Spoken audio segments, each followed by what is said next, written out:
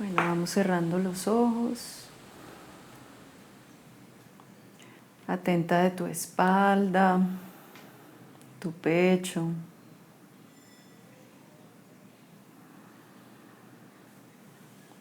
Toma conciencia de la respiración, deja que ella entre y salga libre del cuerpo.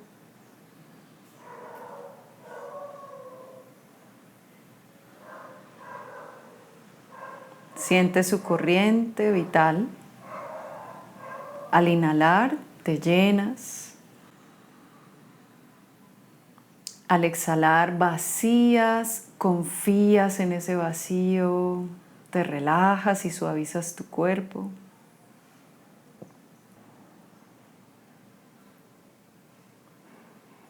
Permítete ser en este momento tan liviana como el aire, tan liviano como el aire.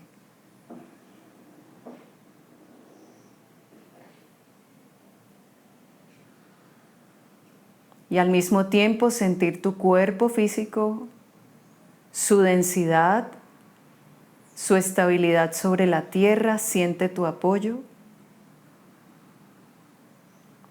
Tu cuerpo estable, unido a la tierra, respirando.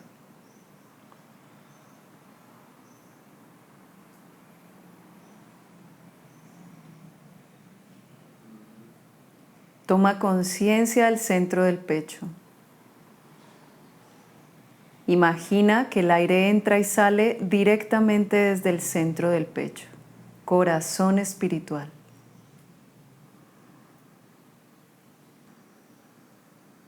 Y desde ese lugar, siente tu presencia, la temperatura de tu cuerpo, la postura que tienes. Llena el espacio con tu presencia aquí donde estás.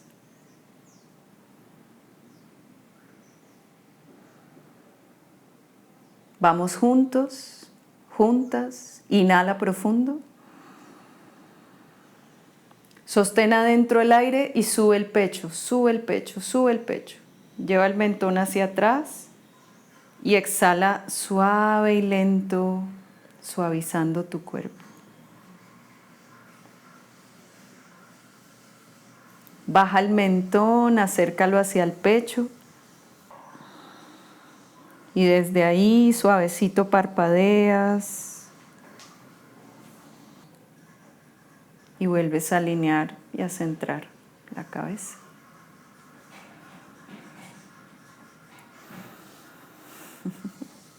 Muchas gracias, Natalie. Gracias. Qué lindo comienzo, digamos, de este episodio. Bueno, estamos hoy en un nuevo episodio de la serie Mujeres Biodiversas. Hoy, después de varios episodios relacionados con este tema, digamos, de la importancia del rol de las mujeres en el cuidado de la vida, de la biodiversidad y del agua, queremos plantearnos algo que es lo cotidiano, y es cómo armonizamos nuestras relaciones para poder cuidar la naturaleza. Y yo pienso que aquí hay mucho que decir y hay muchos desafíos también en términos a que, como muchos decimos, los que trabajamos en temas tanto espirituales como en temas, digamos, de la naturaleza, este gran desafío de cómo hacemos paz con la naturaleza. ¿Sí? Entonces, es muy importante este episodio de hoy precisamente por eso. Entonces, estamos acá, digamos, con Natalie Rodríguez, estamos acá con Paola Londoño. Paola, pues, como ustedes han visto, ya ha participado en varios episodios, hace parte de estas mujeres biodiversas. Con Natalie nos estamos conociendo recientemente, pero por supuesto soy la primera que está en sus clases de yoga, ¿sí? Aprendiendo a ver cómo nos armonizamos internamente para que este cuerpo territorio pueda realmente proyectarse hacia eso que queremos para trabajar, digamos, con los demás. Entonces, los invitamos a este nuevo episodio. Es muy importante para nosotros de que ustedes se suscriban, es gratuito la suscripción, de que ustedes nos den su like y muy importante también de que puedan hacer los comentarios. Y por supuesto muy importante para poder seguir siendo un canal independiente que podamos realmente tener aportes por parte de ustedes. Bueno, entonces estamos comenzando en el día de hoy y queremos comenzar, pues como más o menos tenemos como un esquema. ¿En qué sentido? En el sentido de ver cómo es que cada una de nosotras, con relación a este tema de cómo armonizamos nuestras relaciones para cuidar la naturaleza y cuidar el medio ambiente y cuidar el territorio, cómo es que hubo ese momento en que Natalie, en que Paola dijeron clic, o sea, hice el clic. O sea, en mi vida llegó un momento en que yo dije, esto es lo que yo quiero hacer. Y cómo esto que yo estoy haciendo, ¿sí?, se ha venido relacionando cada vez más con eso que estamos hablando hoy, que es cómo realmente armonizamos nuestras relaciones. Yo creo que lo decía Natalie en nuestra conversación anterior, o sea, tú lo decías muy especialmente. O sea, salimos en un momento de una meditación, de una clase de yoga, e inmediatamente después empezamos a interactuar con los otros.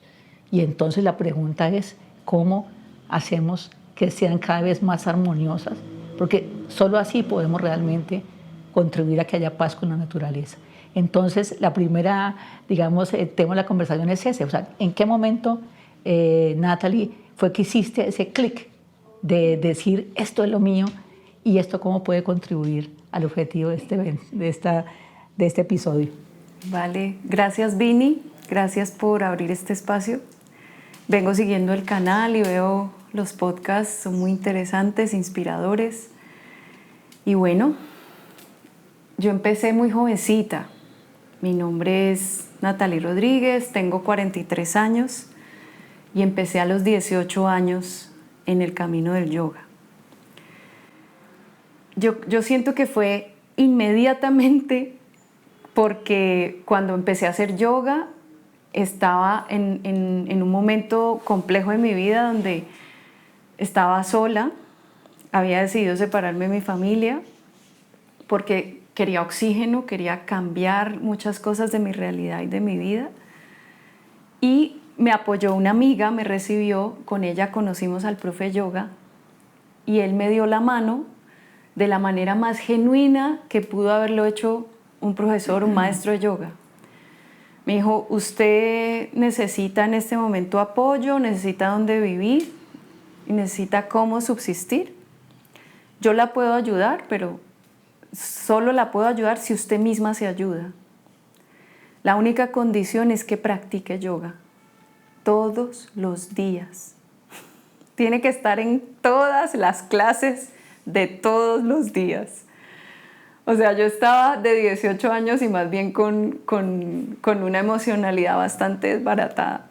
Entonces, obviamente necesitaba como volverme a armar, porque tenía mi mente y mis emociones muy fragmentadas. Entonces, cuando él me dice, siéntese a respirar y obsérvese, no más. Él no me dijo, visualice no sé qué y tenga esto y tiene que ser vegetariana. Nunca se metió en nada de lo que yo traía, ni siquiera en mis vicios, porque en ese momento tenía vicios. ¿Y estabas en el colegio o entrando a la universidad? Había terminado colegio y estaba en un momento donde no sabía qué hacer.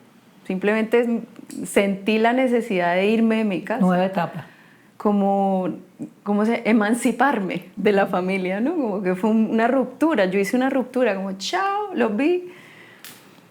Y eso de sentarme todos los días y verlo a él con su mayoría de edad, con su espalda muy bien puesta, con su flexibilidad, con su claridad mental, además médico, me abordó también desde la medicina.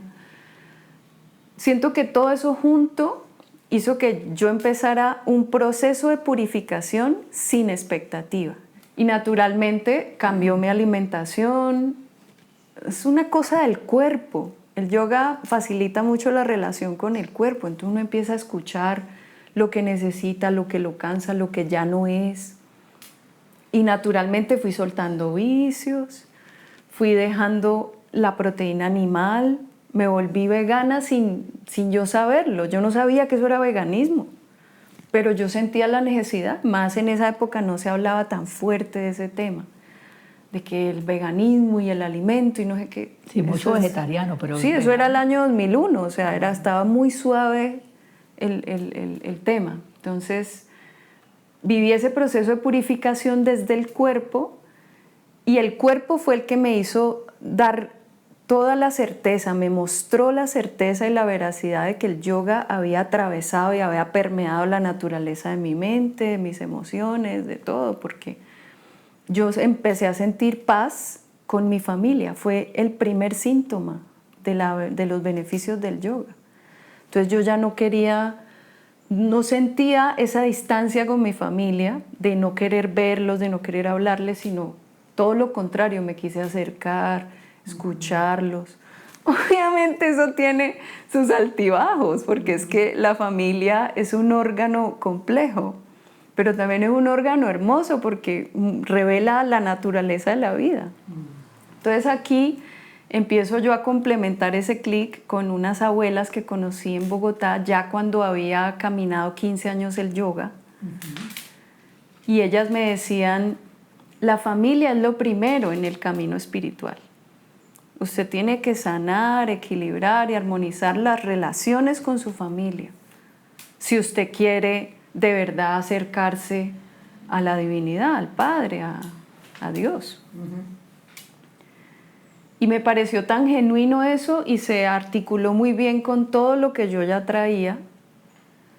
Y en medio de que ya era mamá, en ese momento yo ya era mamá, ya había llegado Maya a mi vida, una hija totalmente deseada. Sí, y decías tú en nuestras conversaciones que encontraste en el yoga unos principios.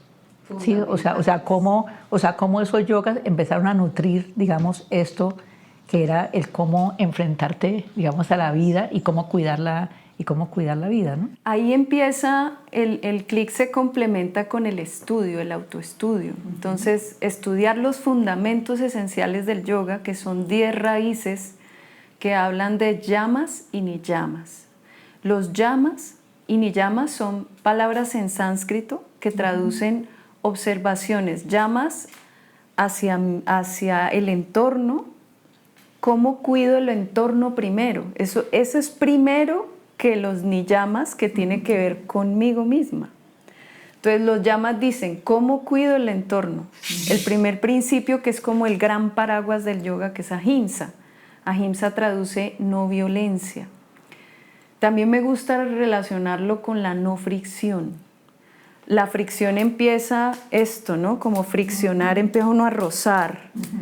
Entonces la no fricción es cómo paso por un ladito sin ser detectada, cómo paso por un ladito sin mover, sin afectar, sin interrumpir.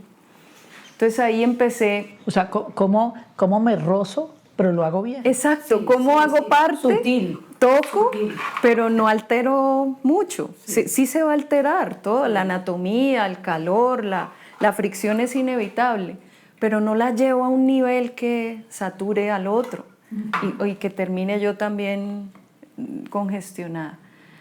Entre esos está Satya, que es lo verdadero,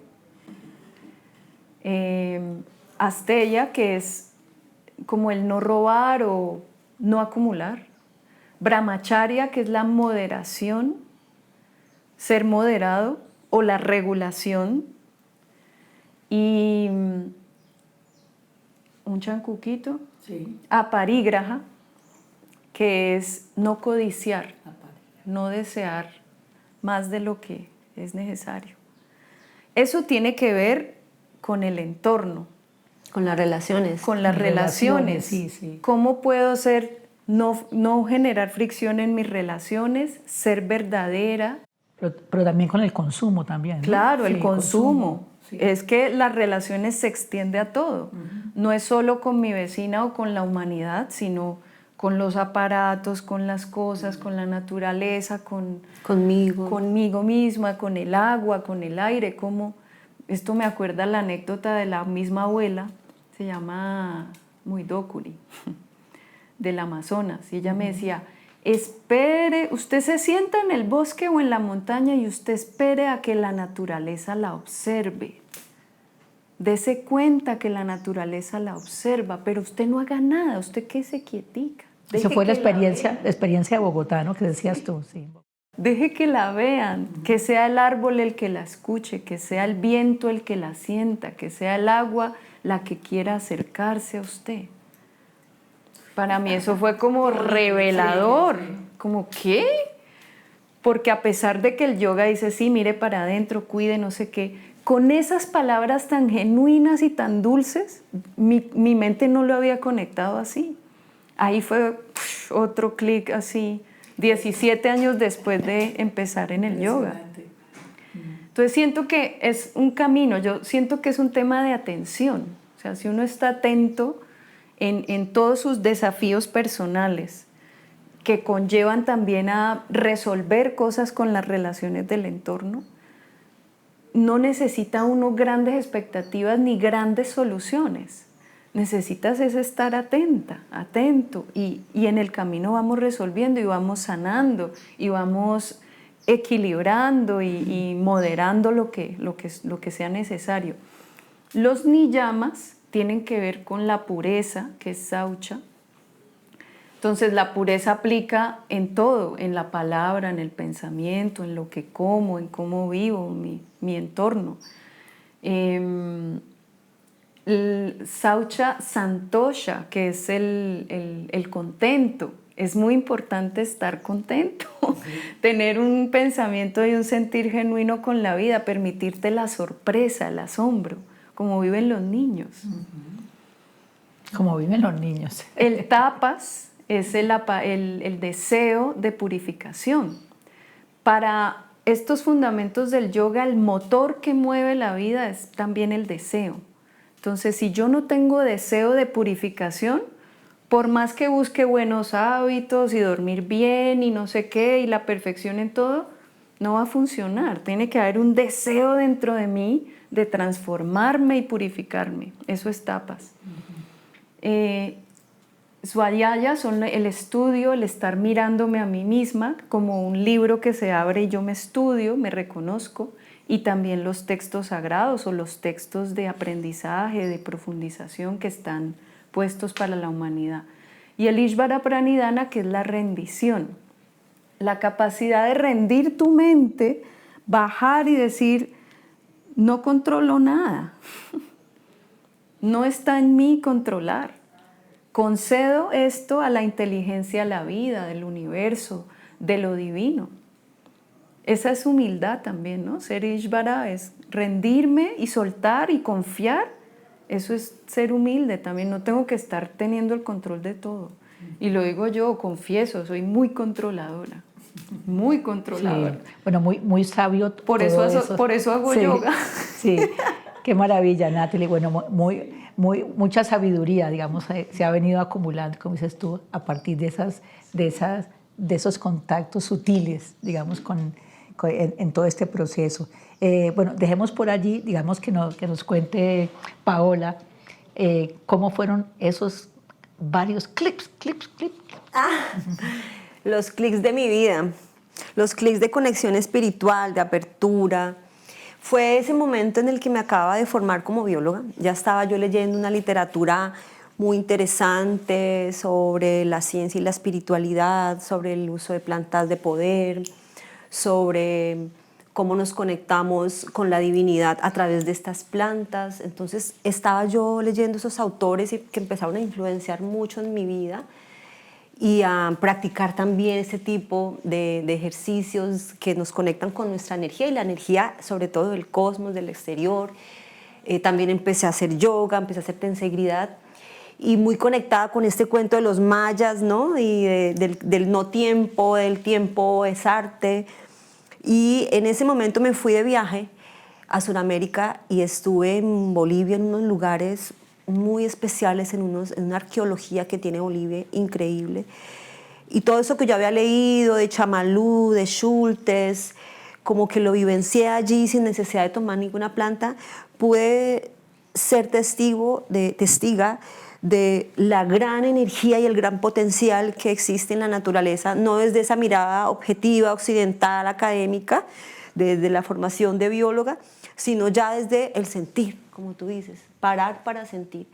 Allí en ese viaje estuve practicando tensegridad, que era ejercicios específicos. Tensegridad. Tensegridad. Son unos ejercicios del manejo de la energía que se basan en las artes marciales, pero se basan fundamentalmente en los libros de Carlos Castañeda.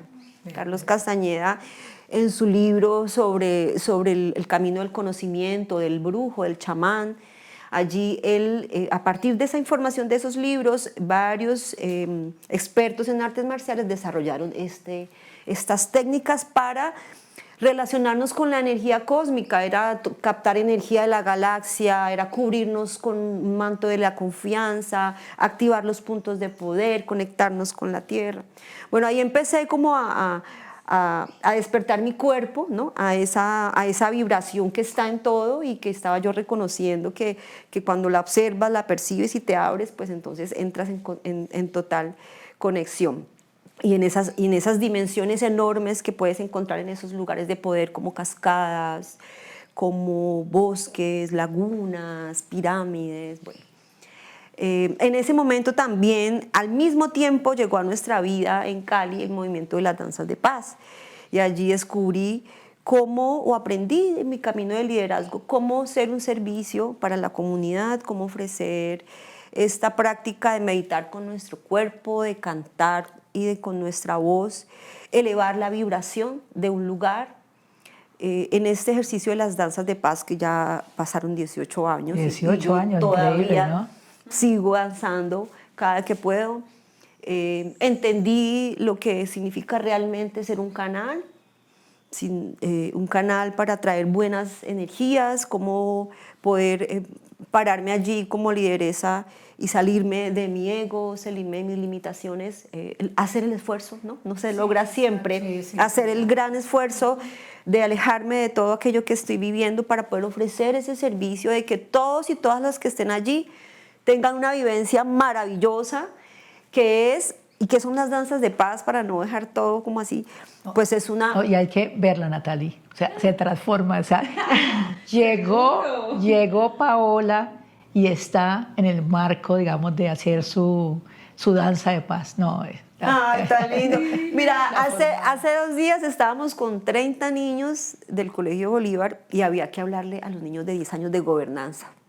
Y yo, pero ni los adultos comprendemos bien qué es eso. Y yo, bueno, entonces empecé a diseñar metodologías que me gustan. Me salió un poco del tema de la conversación, pero siguen siendo las danzas de paz, esa tecnología social que nos enseña que todos en un círculo somos iguales, como la respiración nos enseña, que todos y todas merecemos el mismo y recibimos el mismo aire y tenemos el mismo principio vital que todos los seres. Entonces con las danzas también uno aprende que todos y todas estamos en un mismo lugar, que todo es sagrado. La primera danza, una de las primeras danzas es todo es sagrado. Desde allí empezó mi vida como así que todo es sagrado, también con mis vicios, también cuando yo tengo mi humanidad afuera, también cuando yo sale y afloran esas limitaciones, también eso es sagrado, ¿no? Todo eso lo aprendí con las danzas. Y en el ejercicio con los niños de gobernanza, me inventé una metodología para ponernos de acuerdo sobre el volumen, de crear una canción común con nuestros dedos, las voces, asimilando el agua, el viento. Y después yo dije, no, esto se me va a demorar más de los 15 minutos. Paréntesis, eso en yoga se llama comunicación celestial.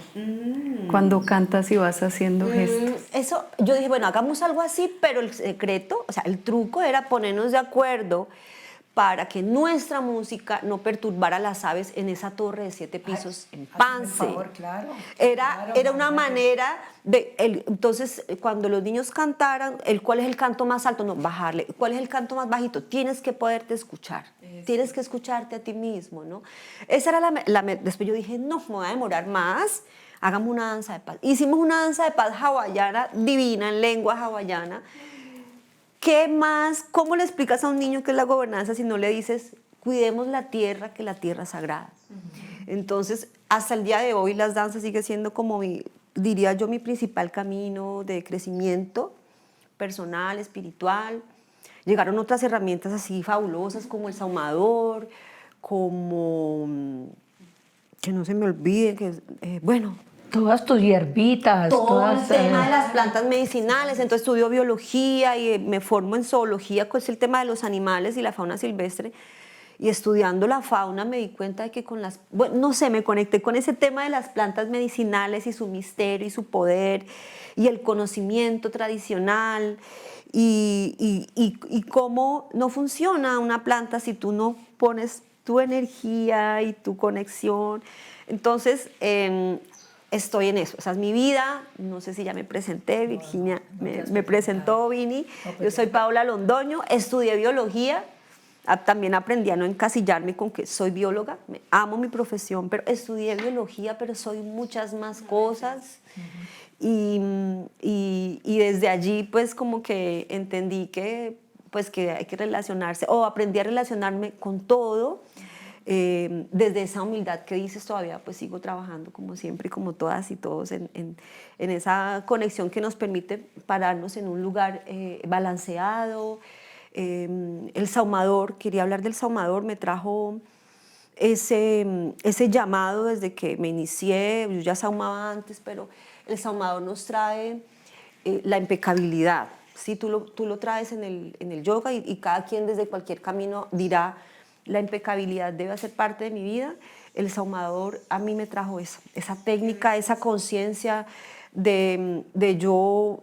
de pronto para poder ser impecable necesito salirme de mi lugar, de mi mirada y poder acercarme a la aproximación de otras miradas. Entonces el saumador me ofreció como esa conciencia y es una herramienta de primero armonizarme yo, ¿no? Lo que yo hice aquí hoy, primero antes de creer que voy a saumar a otros, primero me voy a saumar yo, primero me voy a armonizar yo, primero me voy a conectar yo y ahí sí puedo hacer un servicio, ya sea con danzas, con educación ambiental o con lo que sea que hagamos. Qué belleza. Sí, la Paola, bueno, con Paola, te comentaba antes, Natalie, que con Paola, bueno, nos conocemos ya sé cuánto, Paola.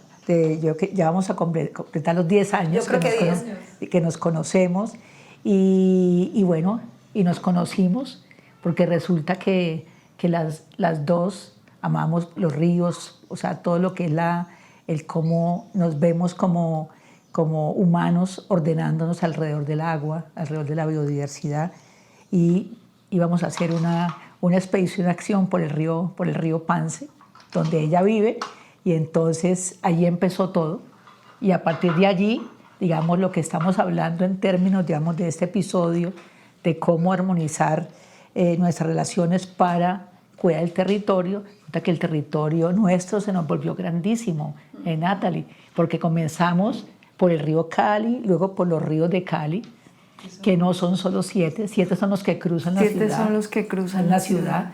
Porque también está el Pichindé y el Felida, que forman el Cali, y el Jamundí también es un río de Cali, porque está en el límite y porque el Pance desemboca en el Jamundí. Pero dijimos, bueno, ¿y estos ríos a dónde van? O sea, nuestro río madre, que es el río Cauca, y resulta que en este momento pues hacemos parte de un colectivo regional, que es el colectivo Río Cauca, que cuida, digamos, todos los temas de gobernanza, de recuperación del río y demás. Entonces, para contarles de cómo, digamos, esto que estamos haciendo hoy, que es tan importante, tiene unos escenarios que son muy desafiantes y retadores, digamos, para nosotros, a los que queremos también, Natalie, te vincules para empezar a ver cómo nos nutrimos ahí de un lado y del otro. Bueno, me gustaría ahora que habláramos de esas experiencias, o sea, que hemos tenido y cómo vemos que esas experiencias podrían, digamos, nutrir, o sea, esto que estamos hablando, que son esos procesos territoriales, esos desafíos que tiene la gente en el día a día y cómo todo eso que dijiste tú, digamos, de esos grandes principios, ¿sí? Y valores, entonces, ¿cómo es que se pueden aplicar, digamos, en este día a día, digamos, que es el reto que tienen las comunidades y, por supuesto, nosotros haciendo parte de ellas? Pues me gustaría empezar también para los que están allí viéndonos. El yoga es fundamentalmente una práctica de principios. principios que puedo manifestar a través de mi carácter, mi voluntad, mi pensamiento, mi forma de relacionarme con el entorno y las personas, los prójimos. Desde ese sentido esencial, eso es yoga. Yoga traduce unión. Yoga viene de yugo, de unidad. Cuando llegó aquí a Occidente se fue mucho por la forma, entonces la postura, la cabeza por acá detrás de la nuca, el super split, el balance, bueno. Eso hace parte de un desarrollo físico que se llama asana, postura. Pues una partecita del yoga. Entonces le dimos mucho enfoque a la forma, porque acá en Occidente, digamos, esto también es ancestral. Nuestros ancestros adoraban, y yo quisiera que me apoyaras ahí si sientes algo en qué complementarlo. Nuestros ancestros adoraban la naturaleza. Esa era su manera de conectarse con lo divino. Entonces, la luna, el sol, la montaña, el río, el viento. Para ellos Dios estaba afuera también, además de que estaba dentro en sus silencios, pero ellos no transmutaban su espiritualidad de esa manera. Ellos no cultivaban así, sino más bien cuidando el territorio. Ahí estaba su compromiso ético y espiritual. Y eso también se aplica en el yoga. Para el yoga eso está ahí, está en la memoria. Incluso el Sikh Dharma, que es el movimiento que ha transmitido el Kundalini hace más de 500 años, que son los más visibles. Ahí empieza una cadena de gurús en el siglo XV, y ellos tenían como compromiso conectar con la naturaleza como un camino espiritual de desarrollo integral como seres humanos, y además servían a la comunidad. Entonces, todos los fundamentos de ahimsa, satya, asteya, brahmacharya, todo esto de la moderación, la no fricción, la pureza, la voluntad, el deseo, el estudio, la rendición a Dios, todo eso tenía que aplicarse y manifestarse en la comunidad. Entonces, a través de ellos hacían comedores comunitarios y trabajaban en comunidad para que a nadie le faltara nada. Entonces, se volvieron un problema para el sistema. ¿En comedores comunitarios esto?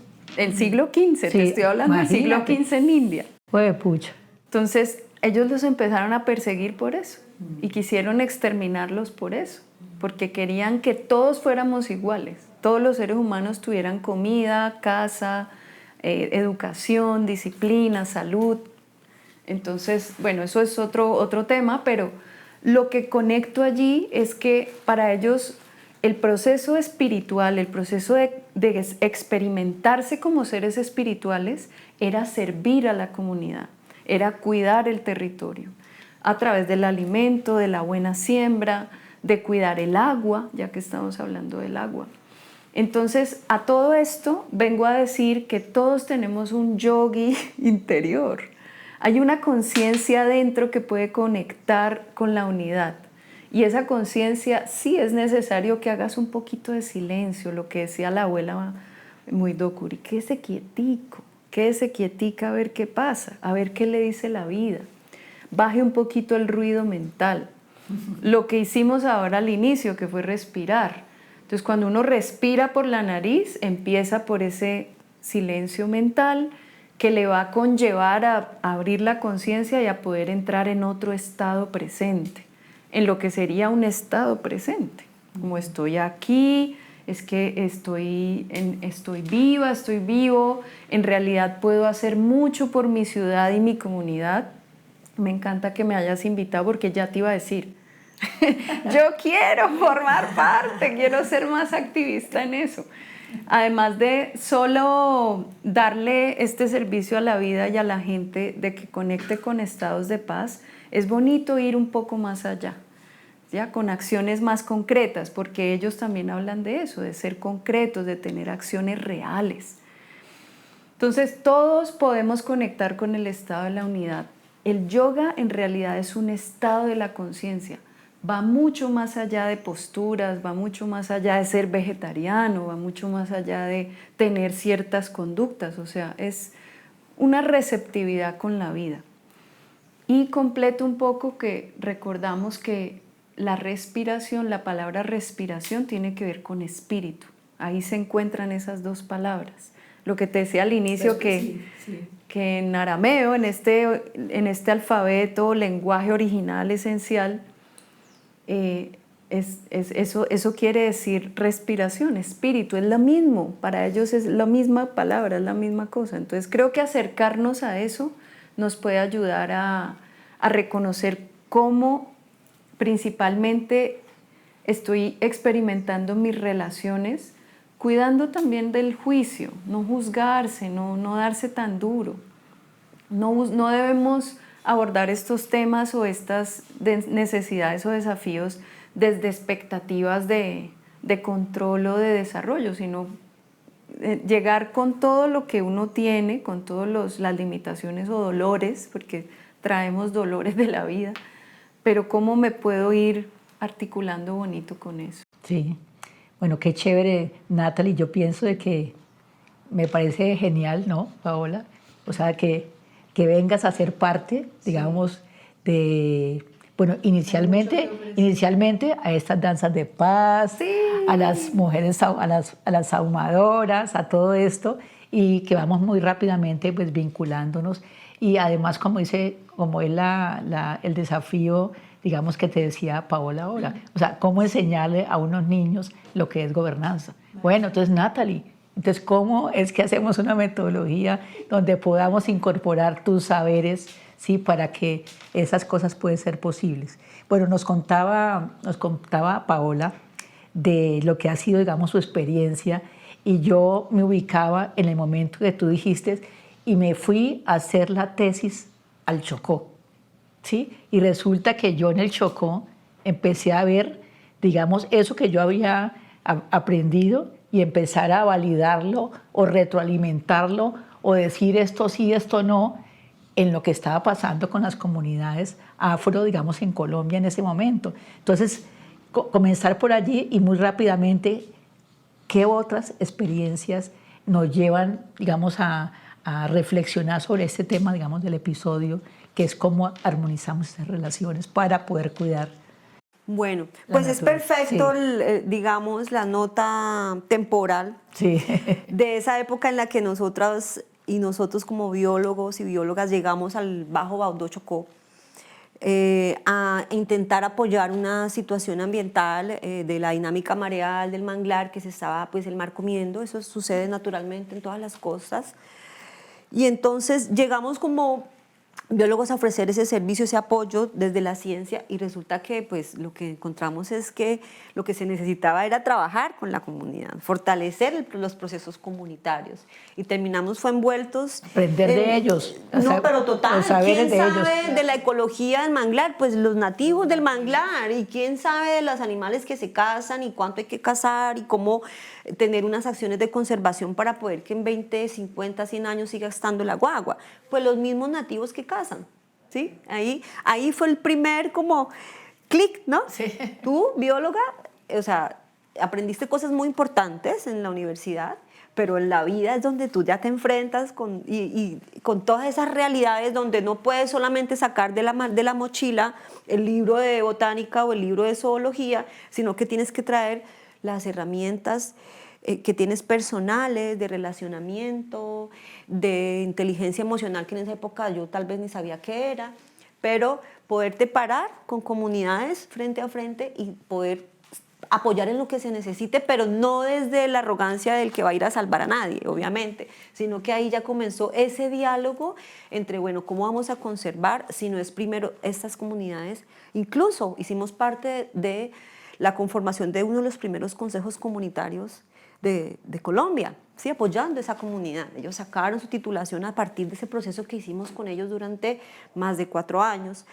Entonces, allí empecé a darme cuenta de que yo no puedo educar, conservar, proteger la naturaleza si no tejemos esa contención Así como en la naturaleza, la ecología nos muestra que todo está interconectado, nosotras y nosotros también.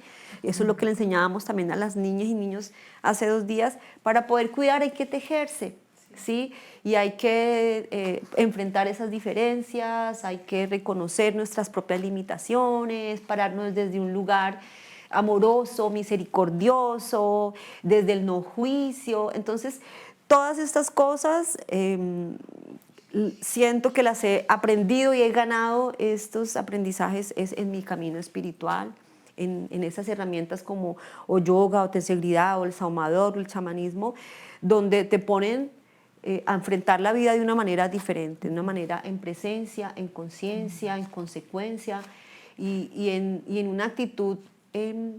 Yo siento que el aprendizaje de mis últimos años en estos 50 es todo eso que me queda tan fácil accionarlo para lo demás, la naturaleza, el río, pues ponerlo ahora para mí, ¿sí? Ponerme a mí siempre en ese primer lugar, armonizarme con esa oscuridad o con esas limitaciones, para poder ir a trabajar con la gente. Porque si no, ¿cómo voy a ir a trabajar con la gente si yo estoy sintiendo que cualquier error tiene una dimensión enorme? Entonces, todo esto ha sido en parte aprendido en esos espacios de liderar danzas y pararme en el círculo. Sí, Paola y Natalie, y dentro de esto, digamos, de esas experiencias, el rol de lo femenino y de lo masculino. O sea, cómo, hablando, digamos, en el caso del Baudó, bueno, sí, estamos hablando de que hay unas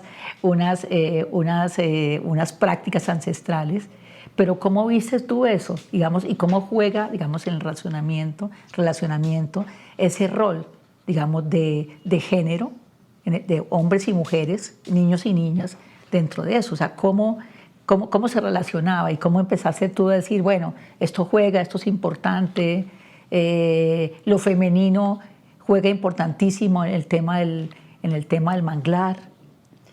Bueno, yo creo que en esa época que te estoy hablando del 2000 y antes del 2000, pues yo lo que tenía era un rechazo hacia el machismo. Venía de una familia machista, muy machista, de haber vivenciado el machismo de frente, ¿sí? Con todo, y además en un entorno familiar donde en toda nuestra ciudad y en nuestro país esa es la cultura y el sistema de creencias predominante. Entonces, ahí yo creo que fue donde yo empecé como a generar un poquito la capa, pero debo confesarte que en esa época yo estaba más bien defendiendo mi lugar desde cualquiera que yo escogiese. Entonces, yo defendía yo puedo tener mi remo y canaletear y ir al manglar sola, no necesito que me lleven. Sí, yo estaba en ese proceso que vivimos las mujeres de igualarnos. Sí, yo soy diferente a mi mamá y yo sí no me voy a dejar. No, en mi caso, mi mamá sí se independizó, se separó, ella sí fue feminista. Ella es feminista a ultranza. Entonces yo también aprendí eso. Entonces en esa época yo estaba así. Y tiempo después fue que me llegó esa comprensión de ese balance necesario entre las energías femeninas y masculinas, porque en realidad en el tema de las plantas medicinales he encontrado curanderos y curanderas. Yo diría que por parejo. Hay mucho curandero también. Sí. De hecho, mis dos grandes inspiraciones en la vida han sido hombres en el tema de las plantas medicinales. Sí, me he encontrado grandes curanderas, pero el profesor que yo me quedé así como Robertulio González, o sea, todavía como que... Y el curandero del Baudó, que yo iba a preguntarle por la guagua y el armadillo, y él me hablaba de las planticas y del quereme y todo eso, fue surfeada con un afro muy interesante. Pero entonces, ¿qué puedo decirte yo, digamos, recogiendo, tratando de hilar un poquito esa percepción sobre ese femenino y ese masculino de esa época? Sigo pensando o creo firmemente que las mujeres cumplimos ese rol de armonización. Los hombres tienen una calma maravillosa, una ausencia de conflicto, muchas veces se guardan las cosas y eso evita los conflictos, pero siento que las mujeres sí, con nuestros dones intrínsecos de ese arquetipo femenino, de mujer, generadora de vida, etc., tenemos un canal directo, tenemos una vía directa para de pronto comprender primero, poder como tener una comprensión a veces de ese balance y poder también armonizar y de manera silenciosa muchas veces y calladita poder hilar cosas para mantener ese balance. Ahí creo que las mujeres sí somos unas magas y que somos las que mantenemos. Entonces en el ambientalismo sí hay muchos hombres líderes, pero las mujeres son las que, o sea... La mediación de que sí, hablamos, ¿no? Ser sí, mediadoras. sí. Creo Ser que mediadoras, sí. Sí. ¿Cómo lo ves tú esa parte de lo de, en tu práctica, lo de masculino femenino? Bueno, tengo la fortuna de haber conocido las dos corrientes de yoga principales que salieron pues a la humanidad, que son Hatha y Kundalini. Hatha raya tradicional y Kundalini. Hatha dice que es sol y luna. Ha es sol, Ta es luna. Raya se refiere a la mente, al yoga de la mente, que lo nombran como la realeza. La mente, cuando se ha purificado de demasiadas fluctuaciones de pensamiento, es decir, cuando uno entra en esos bucles de pensamiento y le da vuelta a las cosas y se vuelve como ese pensamiento incesante, sería una mente ruidosa o ruido neuronal, que llaman ahora los científicos. Entonces, cuando uno entra al silencio, donde ya la conciencia habita la mente, esa es la mente real o de la realeza, que tiene jerarquía, que sí. tiene la realeza. La realeza. O sea, para el yoga, eso es muy interesante estudiarlo en el yoga. Entonces, pirámide. Siempre desde mis tutores, mis profes, mis inspiradores, mis maestros y maestras, nunca he sentido, afortunadamente me siento conectada con eso, nunca he sentido conversaciones o enseñanzas que separen la una de la otra.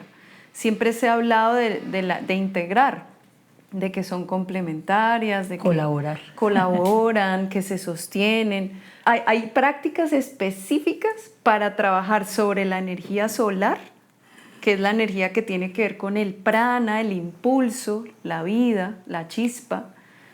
Y hay prácticas específicas para la luna, para la parte pasiva, pues. Receptiva. Entonces es simpático y parasimpático, incluso eso está en el sistema nervioso. Está en nuestra configuración, así venimos configurados para la dualidad. Eso es la famosa dualidad. Entonces, desde el yoga yo he visto que los ponentes más fuertes han sido masculinos, las mujeres han estado siempre detrás. O sea, yo me puse, para irme hacia las mujeres del yoga en la línea de maestras que han dejado conocimiento, tuve que hurgar.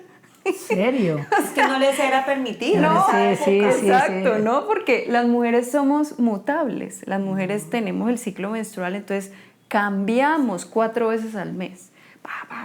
Tenemos cambios. Somos portales de vida, entonces precisamente esa mutabilidad también, esa capacidad cíclicas, conecta con lo que tú decías de que la mujer es mediadora, la mujer proyecta alto y la mujer cuida la sutileza, el silencio. Incluso la mujer es una cuidadora de lo que sería el almacén inconsciente.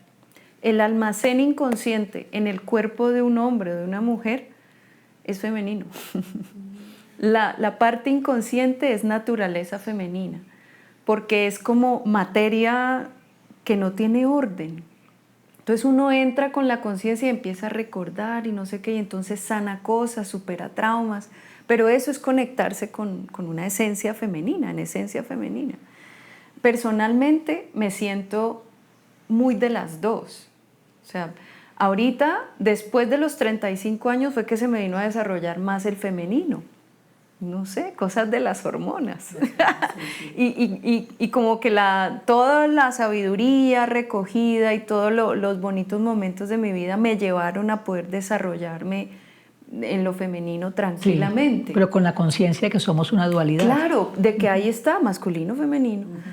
Entonces, desde el yoga, digamos, ha sido más bien un poco dual, lo del tema de masculino y femenino. Hay todavía mucha cosa guardada, todavía no se revelan de verdad cuáles fueron las mujeres que protagonizaron fuertemente. Para mí, unos referentes honestos, poderosos y que son reales, mujeres reales, es mi profesora Cristina Villamil, que es psicoterapeuta, Laura Restrepo, creo que es el apellido de ella, que es directora de Happy Yoga Colombia, Silvia, que trabajaba con ella, y la dueña de Happy Yoga, que es Isa, que ella es de Barcelona. Para mí esos son mujeres referentes del yoga que han profundizado en el conocimiento y son muy activas. Entonces yo siento que hace falta más bien como que uno encuentre en lo posible, como decías ahorita, me esfuerzo pues para no juzgarme tanto, me esfuerzo para reconocer mis limitaciones y mis miedos, y desde ahí me abro receptivamente. ¿Qué me aportan los dos? ¿Cómo me relaciono con los dos? Porque es que esa naturaleza femenina y masculina todos la tenemos. Y ahora se nota más, ahora es más evidente en la sociedad. Todo desde el movimiento LGTBIQ+, es mucho más evidente eso. Entonces, más allá de pronto conceptualizarlo, es como vivirlo en la vida, experimentarlo. Como a veces tengo energía masculina arriba, listo, acciono, resuelvo, porque soy mujer de resolver, necesito resolver, voy y resuelvo, no espero a nadie, si necesito urgente, ¿no? Y si puedo esperar, si me puedo dejar atender, si me puedo sentir, dejarme sostener, me permito ser sostenida. Entonces es como no luchar con eso, ¿no? Siento que es esencial. Bueno, creo que en algún sentido ya hemos empezado a hablar, digamos, de esos desafíos. Y quisiera ahora, pues después de que nos comente acá Paola, que nos comentes cuál ves tú que serían esos desafíos de venir un poquito para acá.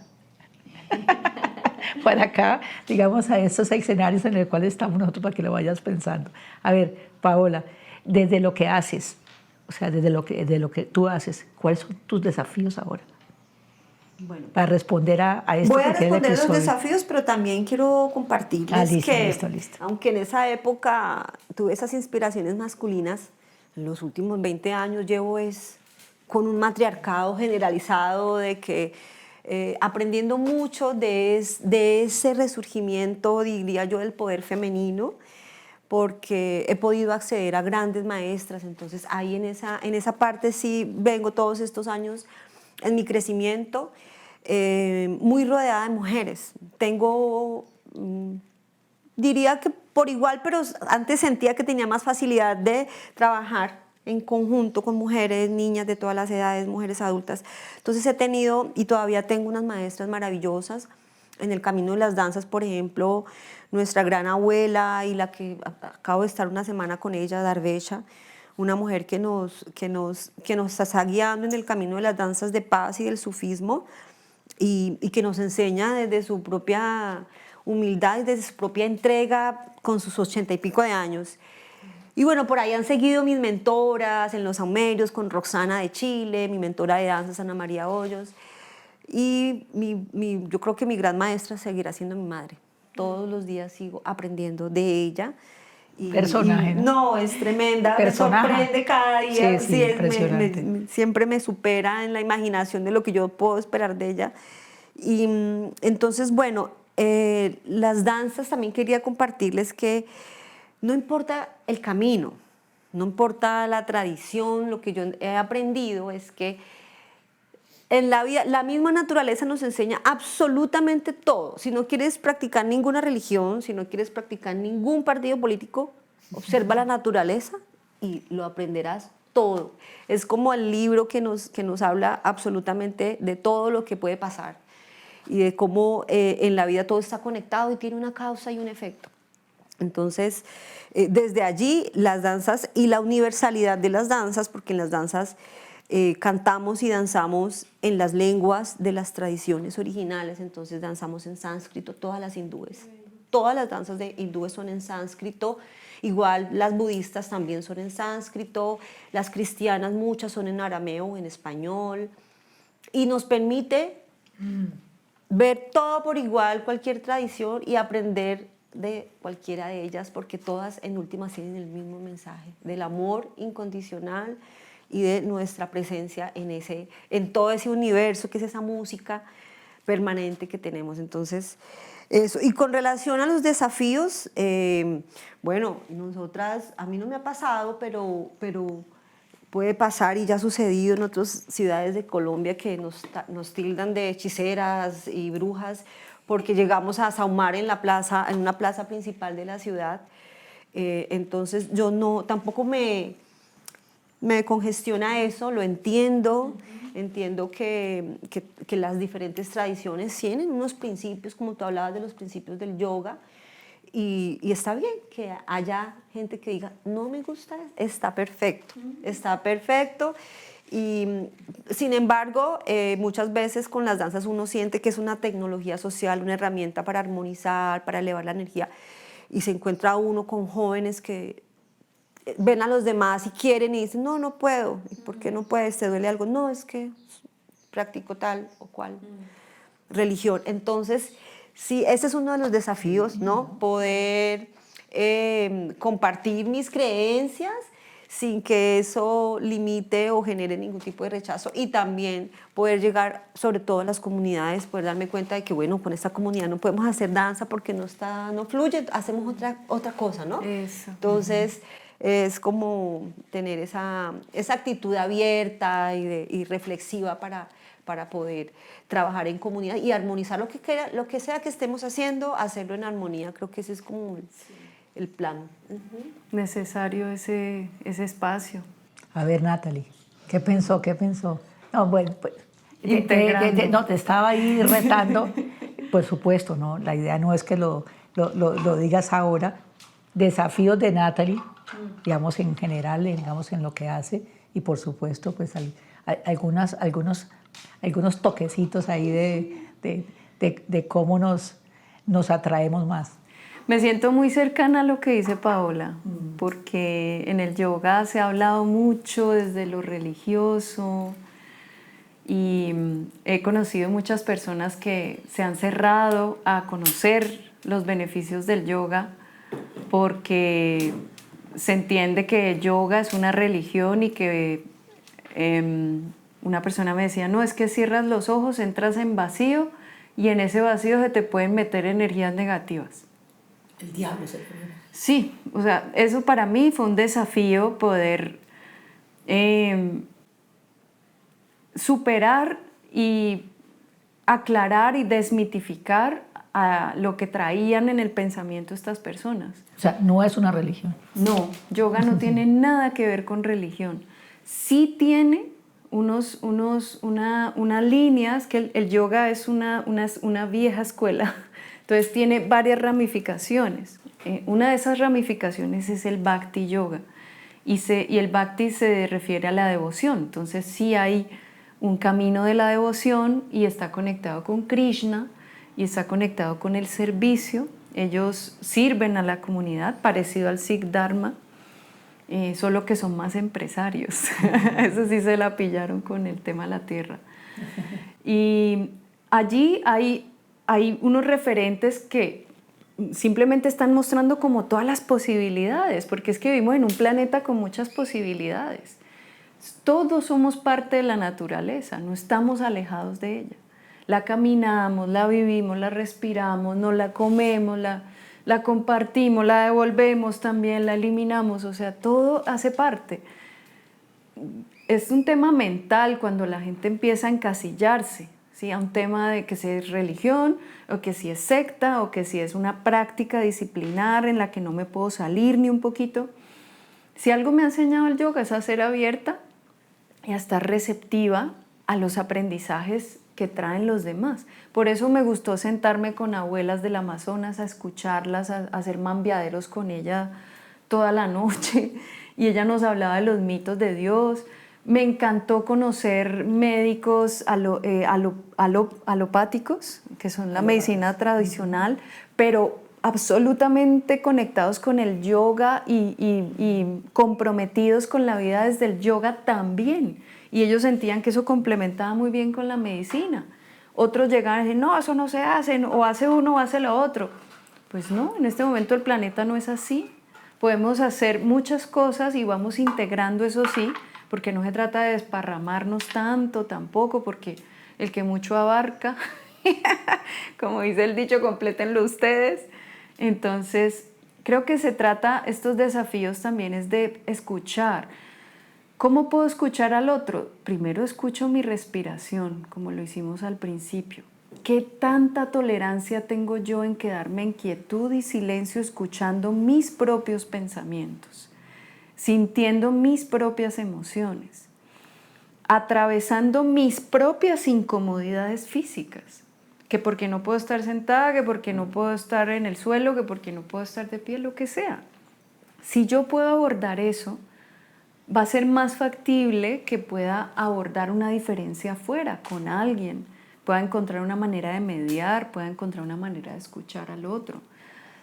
Es así, para mí eso es como un principio, si puedo escucharme a mí misma, voy a poder escuchar a otro. Pero si yo vivo con ruido, pues obviamente voy a ponerle al otro mi pensamiento, mi criterio y lo que sea por encima de lo que me diga. Entonces, creo que ese es el mayor desafío, crear espacios de silencio. Tengo un deseo gigante y sé que tengo que juntar personas clave, tal vez ustedes sean clave, tal vez allá en la pantalla alguien se antoje. Quiero hacer política pública la respiración consciente. Entonces eso hay que saber a dónde se pone eso, dónde empieza la ponencia. Sí, que en las escuelas eso sea una materia más. Escúchese a sí mismo, respire, sienta su cuerpo, habítese desde el silencio, en vacío, sin arandelas, sin ruido, sin guías específicas, sin formas. Después le ponemos forma, pero primero encontremos el silencio. A ver, y después nos identificamos con alguna forma. Le tengo una de las personas allá, mi hermana Ana María, Fundación Perlamor. Me encanta. La meditación, el Kundalini, y ella lo que está haciendo es todo un ejercicio con los niños en los colegios para aprender a meditar. Mira. Sí, y lo están haciendo. O sea que sería muy interesante, Yo sería cómo traer a allí. Ana María, que, o sea, no la invitamos hoy a Ana María, pero pienso que debe estar en un siguiente episodio. Bueno, estamos ahora pues ya cerrando aquí este episodio y los invitamos a seguirnos, invitamos a suscribirse y los invitamos a ser parte, digamos, de esto que estamos construyendo de conversaciones argumentadas en Desde la Ribera. Entonces, Paola.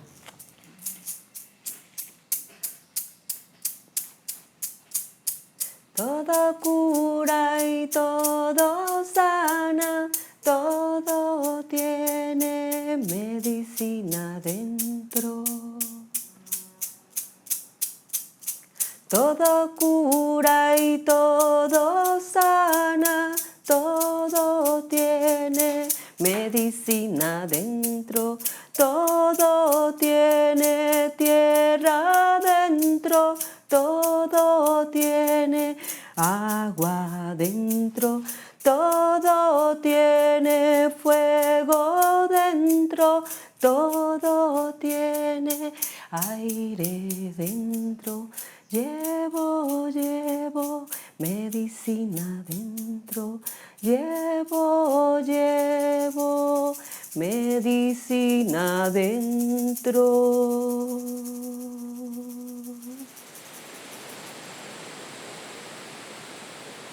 Conversaciones desde la Ribera es una iniciativa que está fundamentada en el trabajo colaborativo. Estamos aliados a múltiples colectivos con los cuales compartimos experiencias, aprendizajes, sueños y sobre todo un compromiso con la vida y la biodiversidad. Queremos que este proyecto perdure en el tiempo y que llegue a mucha gente. Apóyanos suscribiéndote a nuestro canal y también con una donación. Cualquier aporte, por pequeño que sea, nos ayudará a cubrir los costos de investigación, producción y difusión y a mantener la independencia de este espacio. Puedes hacer tu contribución a través de este link de Mercado Pago que ofrece distintas opciones para hacerlo. Contamos contigo para multiplicar estas conversaciones y para que ellas contribuyan a construir los puentes necesarios entre las distintas riberas de pensamiento.